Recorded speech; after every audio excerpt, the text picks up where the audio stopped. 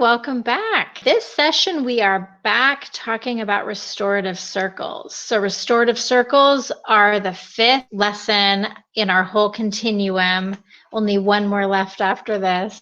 Started with classroom circles. Then we talked about affective language, the way that we talk to each other and the way that we ask questions. Moved on to a restorative chat, which is essentially when you have to speak to a student in class and pull them aside and have maybe someone come in lieu of sending them to the office, someone coming to the door of class and pulling the student out, asking the restorative questions, and then having them re-enter the class and restore that relationship teacher. Restorative mediation, when you have two people, mutual harm, conflict, not necessarily one person harming the other person. It's two-sided, very common in schools. And now we're talking about restorative circles. And our last session next time will be conferencing, and that's the high-end, big circles, big issues. So as you see, these go from less intense to more intense, less structure to more frequent to less frequently. You'd see that the ones in the green are typically the classroom teacher would be doing by themselves with their students. And as you move into yellow, orange, and red, they would start to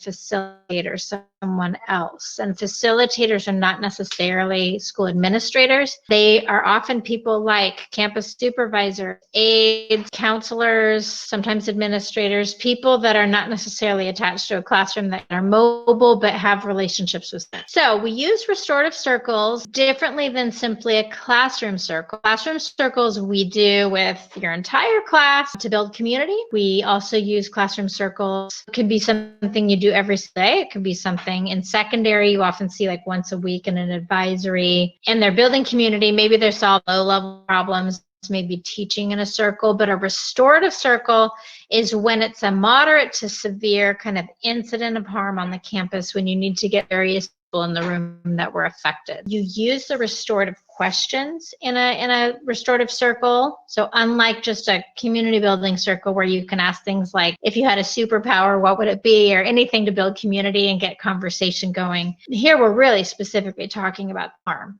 The questions we ask, we borrow from the restorative questions, mainly the what happened, who's been affected, what way, and what do you think you need to do to make it right. The difference is that you ask these sometimes in different ways in order to draw out more from the participants. So it may not be word for word, the way that we read these word for word. Before, when we were doing restorative chats and things like that, we just trusted the script of the card. You can vary a little bit here, and you'll see that as you look at the script that I'm going to give you during the activity section of this lesson. You also would separate this from any kind of community circle in a classroom, maybe at a different time. It would probably have different people in it, maybe more structured, and there's quite a bit of prep work involved with this. So before you pull together a circle like this to solve a problem, you would meet individually with all the people involved. You would check with them, make sure they were willing to participate, they understood what was happening, that they weren't caused the problem, caused the harm, that they were ready to accept responsibility. So that takes some work. And then that the people that were harmed were ready to be able to state their experience clearly, concisely. You also would be inviting the who here. You'd be inviting the people harmed, their supporters, the person that did the harm, any kind of community members that were impacted. And I gave several examples in the last set about a circle that I did, for example, with the vandalism in the bathroom. And so we had the students suspected were involved, or at least their friend group, other kids that were in general affected, different grade levels, different genders, and different social groups. We also had administrator, teachers, maintenance staff, all the people kind of at the campus supervisor participating. So the idea is that you're going to get any kind of community members impacted. They would be part of the circle. This is the structure. I will have a script that I'm going to give you in the chat box, and it's essentially this. The first thing that you do is you introduce the circle to the group. You want to be really clear what we're talking about. They already know because you've met with everyone. everyone individually or a small group to make sure they're willing to participate, and you're going to tell them what you're going to talk about. You go over the guidelines. This is going to be important because if they don't follow the guidelines, you'll have to bring them back to it. You're going to do a check-in. You're going to ask your restorative questions kind of in the work of the circle, and then a out. For introducing the purpose, you need to remember your affective statement that you learned in our second lesson. It's important to clearly express what happened in a very objective way. Remember that we talked about with affective statements, you say things like, there's 3 pairs of socks on the floor, rather than, hey, why are you always leaving your socks on the floor? Right? So you say the objective thing, then you can say how people were impacted. You can use emotion statement, but we don't shame or blame when you introduce in the script, you'll see it's simply going to be a nice fill in the blank for you there. And you're focusing really on that met or unmet need. That's why you're not necessarily looking to get to the bottom of it or find out who's culpable or to blame for something. You're really talking about what are the needs in the room and how do we fix the problem. Here's the nonviolent communication sentence frame that we've been using for affective statement. So this would be your introduction. Imagine you want to talk about some students are making racist comments in class. So you might make an observation that's purely factual, not judgmental. So something like, last week I had reports of 3 different times in which racist comments were made. That make me concerned, might feel right, sad because, and then you're going to say your need or your value, because I have a value for equity and inclusion in this class. And then you ask clearly, so we're going to like to participate in a circle to talk about it. You would use your nonviolent communication frame to introduce a circle. So here's some examples. Over the past week, this is a teacher here, I've gotten 4 complaints of bullying in our class, and that makes me feel concerned and worried because as a class, we value inclusion and belonging. Yesterday, there was a serious situation when racial comments were made. It made me feel uncomfortable and sad because our class values respect and honoring each other's differences. A school-wide example. Over the past several months, there have been ongoing issues in the boys' bathroom, including vaping, alcohol, vandalism, and loud music. Many people have been impacted by this. This will be an opportunity for all of us to learn a little more about the needs in the circle. We want to get the needs on the table so that we can try to make some just to meet those needs. So this was exactly the introduction that I used when I ran the large circle with vandalism. So you can this is looking familiar, right? So then you do your guidelines, talk to them about what they'd like. Generally, the really, really important one is going to be the talking piece, because really we can't have interrupting. If people start to interrupt each other in a circle, then people stop talking. They won't feel safe. And that's also about talking to kids about speaking from the heart, listening from the heart, not making assumptions, not rolling our eyes, we're not sighing, So our facial expressions are also that part that they need to pay attention to. Certain students, you can talk like that.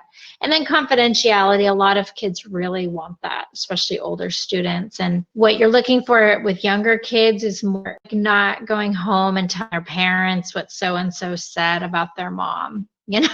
Because you can you want kids to be able to share and then not have other parents hear about other families or something like that. So it's just, what setting circle stays in circle. Those are generally the guidelines, but you can still come up with different things, and that's fine as long as you all agree on it. So the check-in becomes important. This is often just to get everyone's voice in the room. It softens the ground a little bit because it's hard to get your voice in the room like that. And so I usually ask a very low-level question, what's your favorite song or color? Or if you were stuck in an elevator with a celebrity, who would you like it to be? If you do something positive and upbeat or funny, especially with older kids, it really helps, because what we're about to do is ask them to say something that's very hard and vulnerable. And so psychologically, that's a really big ask. That's why we prepare people in advance. We go through guidelines to basically reassure them that they'll be safe. We let them be the best version of themselves on the check-in. They are a decent human being. And what happened and that bad thing we're talking about is not the entire entirety of who they are. And that's why we do a check-in. And so as tempting as it is to speed through some of the steps, there's psychological reasons of why we don't do that. We need people to be the best version of themselves. Check-in, we don't skip it. Go in order, ask the talking piece. You can start with anyone you want in the circle. So it doesn't have to be someone to your right or your left. You can pick someone and have them start. And then you hand them the talking piece. And then I ask them before they speak, I say, okay, what direction are you going to go? And then that helps everyone in the circle know, okay, it's going to come to me soon. That also gives that student kind of some autonomy, some choice, some control. Use your judgment who you want to pick. But certainly when it gets into the tough question, I already know who I'm going to start with. So let's talk about that. So in the work of the circle, you essentially ask the question. What happened, who was impacted, in what way, and what needs to happen to make things right. So you ask each question in the round. What happened? And you do a whole round with the talking piece. Who was impacted? Whole round with the talking piece. And then how do we fix it? What needs to happen to make it right? Whole round with the talking piece. So generally what's happened is when I do the prep work, I find out who can be the most articulate to describe what happened. You do kind of an okay job in the introduction because you're saying, hey, there was an incident of vandalism, but you can then have individuals, if they were very forthcoming or very clear, go ahead and have them share. Generally, one rule of thumb is pick the person who did the harm. If they can articulate what they did wrong, let them go first. And then who is impacted? You've coached people through this. They've used a lot of feeling words. They've talked about the impact. I remember hearing when the custodian said she had to buy all new clothes because she had sewage all over her new clothes. She had to throw them out and buy new clothes. I wanted everybody to hear that. So if you start with somebody answering the question like that, it really changes the tone. What you want to also be careful not to start with like a couple kids that are messing around or something, because they can really like make everyone feel unsafe. If they start like rolling their eyes or acting overly dramatic or silly, everyone's going to shut down. So I always like handpick where I start. And then what needs to happen to make things right. So here you get into actually problem solving. And as people come up with solutions, you're going to write them down and make some agreements. As you see, these are the kind of strict questions from the restorative questions. You can ask these questions in slightly different ways. I do recommend you go around more than once. Maybe what happened, that was pretty clear, but who was impacted? Maybe you say, well, who was affected by this? How were you affected? They all go around, and maybe you're going to say, well, how did that make you feel? And then you're going to, because you're getting a little deeper with that impact, and maybe you go the other direction. And then sometimes I'll say something like, does anyone have anything they want to add? Now we go third time. There is a little bit of an art to it. You can't go wrong with it. Usually going around one more time several people will pass and then somebody will talk. Several people will pass, someone will talk, when you're kind of going around like that. But you're really drawing out more information. And then the same thing with how can we fix this? What idea you have? And then you can, go around and then ask them to go through. So when I did what happened, you can also start with the person harmed. You can start with the person who did the harm. You can say, I have asked so-and-so and so-and-so to share the facts about the situation. And then we're going to use a talking piece to have anyone else. You can also say something like, this is what happened. And then say you're in like a classroom and you know each other really well. And you're talking about a classroom event that happened. You can say on a scale of 1 to 5, how big of a problem is this for you? And then the kids will 1, no problem at all. I don't even care. 5, I hate it. It really upsets me. Who is impacted in what way? So here's some options. So I might say, what's the impact on you, on our class? And then maybe I'll ask again. So what's been the hardest thing about this for you? You can ask, how did your family and friends react when they heard? It's a hard one to answer. What are the main issues for you? So those are different ways of getting to that question. So you could pick 2 of them maybe and go around. Couple tips. Persistence matters. It is okay if there's silence. Let people think. Sometimes I'll even say, I'm going to give everyone a minute to think about it, and then we'll start. And you can even, if you don't have any preference, you can say, who would like to start? And they'll raise their hand. Fine asking follow-up questions and it's fine to do multiple go-arounds. Another tip, unidentified culprits. If you don't know who did the harm, this is not the time that you're going to find out. We do not say like, we're all going to sit here until so-and-so who's been stealing comes forward. That is not what we do in a restorative circle. You want to focus on resolving the problem and not catching someone. That's not going to work. Children typically aren't going to like fess up in that kind of situation, and it's not going to solve the problem. You're not going to the bottom of the need or the unmet need. You're not going to get good solutions. So this is not kind of helpful in that sense. You may get to more of the whodunit in your prep, and I recommend you try as best you can, because if you could find out who actually did it, then the circle is just a different circle. Then you can like repair the harm and they can work out and apologize and all that. However, in the example of the vandalism, we never knew, but one kid did it. I was the one who brought the radio and started the rave party. And he did admit it. And he said, and I did it because there's nothing fun at school anymore. And I'm just trying to like lighten the mood. And then we were able to problem solve around, well, let's get some activities going at lunch then. It is nice if you can figure out who did it, but this is not the function of a circle. You wouldn't try to get people to come forward. Or if you have a really large number of people impacted by something, you can pick kind of representative groups. So we had, a few people from grade levels. We had a few people that represented like that friend group, the peer group that we thought was doing the vandalism. I've been in bullying circles where they just kind of took 2 ringleaders, even though there was like 5 or 6 boys bullying this other boy. Just 2 of them were the ones brought in, and it totally worked. The key is in your prep work to ask who else needs to be here.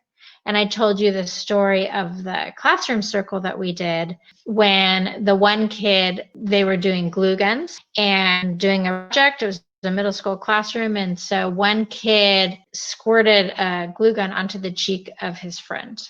And the kid was screaming and crying. And we did a whole restorative process. But then when we came back with family, after we had worked with the family, we came back to the classroom and tried to resolve it in a restorative circle because a lot of kids were really impacted. It was terrifying. The circle went sideways. Kids were being silly. They messed up the circle. We couldn't even continue. They had to stop the circle. And then we found out that the kids were involved actually bet the other kids to do it. That never got resolved. We had to find out who did it in advance and ask who else needs to be here, or else it doesn't work. Okay, what can we do to make this right? So we're going to ask things like, well, what kind of agreements can we make? What are you personally willing to do to repair the harm or support others in repairing the harm? You ask things like, after kids have written some stuff down, you've kind of written it. I like to have chart paper where people can see. Sometimes I just kneel in the middle of the circle and write. And then I say, does this seem fair to you? Let's go around time. And then you can ask, how do we make sure this doesn't happen again? And that's a nice thing in school, is to ask, because things happen over and over. You're going to write down the plan that the group created. You're going to ask everybody to sign it and follow up. You need to schedule then and there, when are we going to talk about this again? And it should be within a week or 2. That is important. When you do your checkout, you just really a lot of praise for them. Something like this, I'd like to congratulate you all for successfully completing the circle. It takes a lot of courage. We're going to meet back in 2 weeks. Thank you for participating. You could read a quote. You can do deep breathing.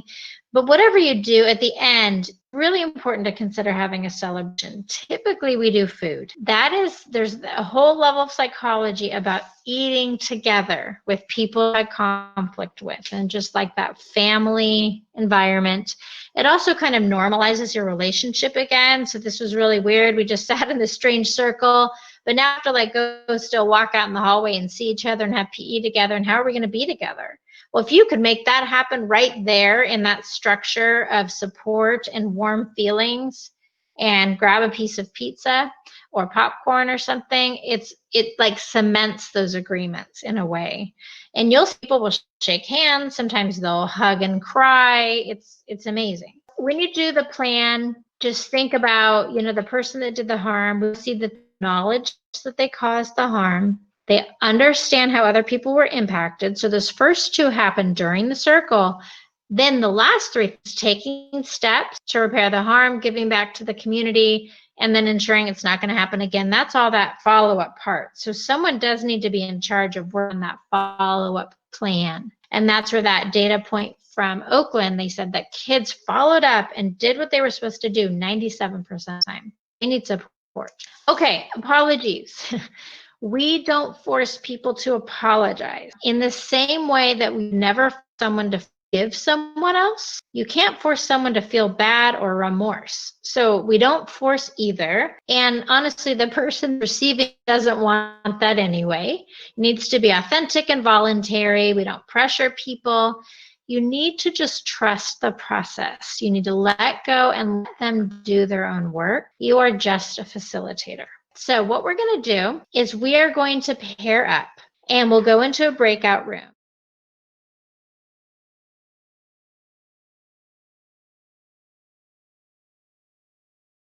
What came up for you is questions that might keep you from feeling like you could do this. Here are some questions I thought maybe you'd be asking. Seating, like what if kids are sitting next to people that it's not a good choice? Or what if kids talk out of turn or they're making jokes? What if you run out of time? You guys wondering about things? I'm definitely wondering about what if people just completely violate the guidelines? Do you just stop and then get them to kind of re-agree? Yes, you do. You get them to re-agree. You say, remember, we agree. You talk with the talking piece, and you really have to stop them like every time. And it can get really annoying. I've seen that work because if you do not, no one else will talk because it will not feel safe. Right.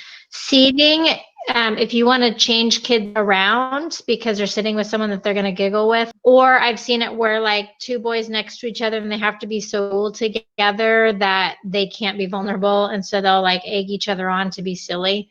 That's where your icebreaker games will come in. And that's another training, doing things like where the wind blows, do you love your neighbor, where they have to kind of get up and switch seats and then you sort of can orchestrate it so people aren't sitting together, right? And then the other thing is just to be direct about it and say, okay, I want to make sure that we want to make sure everybody's sitting where they're going to be the most successful. I want you to look to your left and look to your right. If you're sitting near someone that's going to make it hard for you to be successful, I'm going to give you an opportunity to move. I'm going to turn away and I'm going to count to 10. And I want everybody to move and sit by someone that you're going to be successful and someone that I would approve, right? That I would think this is a good idea too. Ready, go. And then it's just funny and they move around. Running out of time. If you are in a very intense situation, there are times in which you just get another room. I know like a bullying I was hearing about that they ended up just moving the circle to another room because the class had to come in and they were in the middle of it and they really needed to finish. Sometimes that's going to happen, but you do need to plan enough time and to be structured about it. What questions do you guys have about running a circle?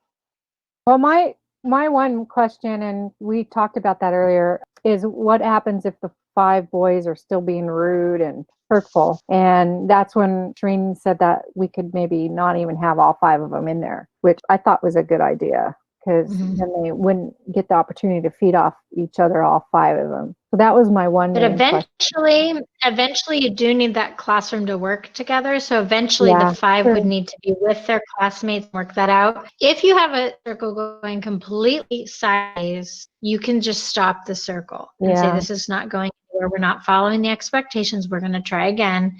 And then you separate out again and you do individual meetings and do prep work and figure out what's in the way and what do we do. And get to the bottom of it, and having someone like you be doing it instead of Shereen, right? You know, maybe to get to the bottom of it might be good. Yeah, that's what I was thinking too. So I want to thank you for coming to this session, and our next session is next Friday. So we have a holiday Monday, and we'll be covering restorative conferences. So I will see you all then. Thank you so much. Bye.